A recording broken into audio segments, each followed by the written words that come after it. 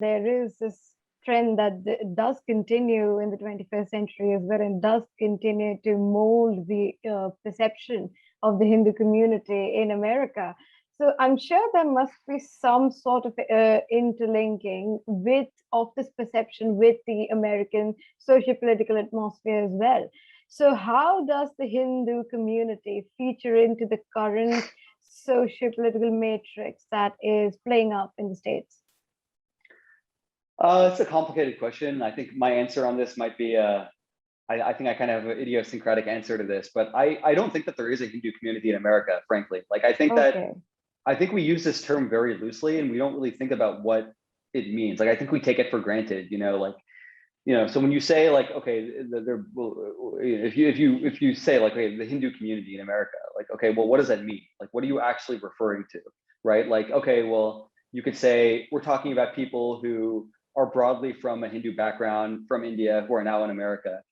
Okay, does that include their children then? Does that include second generation, or are the children of the first generation Hindu American immigrants also part of the Hindu community? And if so, like, what is it from a philosophical or religious background that joins them? Like, I think that the issue is that, when you talk about a political community or a social community in a country like America, like, you have to be able to kind of discern certain shared principles that go beyond just ethnic origin, right? In order to actually claim that it's a discernible community. And I think one of the challenges that we're facing now is that, like, Hindu Americans haven't done that. Like, I don't think that we really, have established, I think there are, like, I think it makes more sense maybe to speak of Hindu American communities, like, plural, like you might say that, like, for example, like the ISKCON community, right?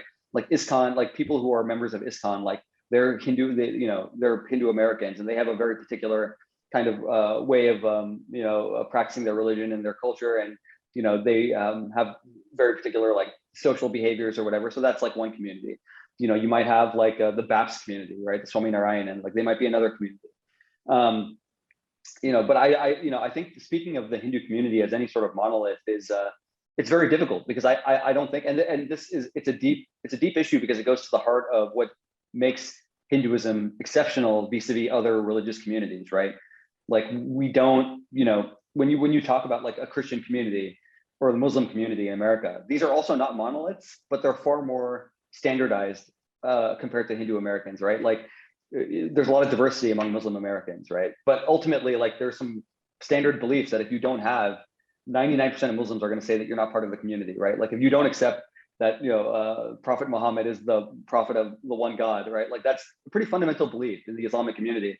You can't really, like, it's not really tenable to claim that you're a Muslim if you don't hold that belief. Similarly, like, if you're a Christian and you don't claim that Jesus is your savior, that's a very clear test, right? It's a test for whether you actually belong to that community or not. Yeah. With the Hindu community, there is no test like that, right? There's no mechanism by which you can determine whether someone is in or out. It's kind of very like, you all paths lead to the same, truth. So you can kind of do what you want, and I think certainly in my generation, as someone, I was born and raised in America, and I would say a lot of the second generation cohort, you kind of see the effects of this, right? Which is that I think that second generation Indian Americans who are from a Hindu background, it's more of a cultural identity, right? Like, people will kind of go to the temple for the big festivals. They'll go when their parents ask them to go. They'll go to the Diwali parties or the Garba, But beyond that, there's not really any sort of like philosophical principles that unite them, that you can use to pursue any sort of like discernible political or social interest.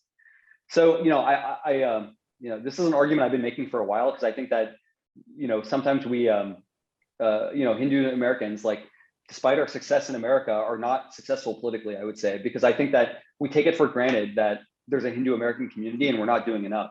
Whereas in my view, it's like there is no Hindu American community. So what you can't expect, like, you have to build the community from the ground up by articulating what your shared values are, your shared philosophical commitments. You have to, only if you have those foundations can you start articulating, like, this is our political interest and we have to go try to achieve it, right? Or this is in our social interest, we have to try and achieve it. So, I think sometimes we put the cart before the horse in this country, I think. Namaste.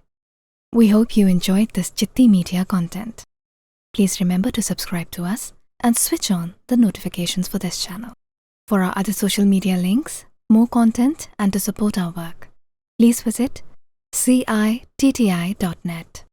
Dhanyavad. Namaskar.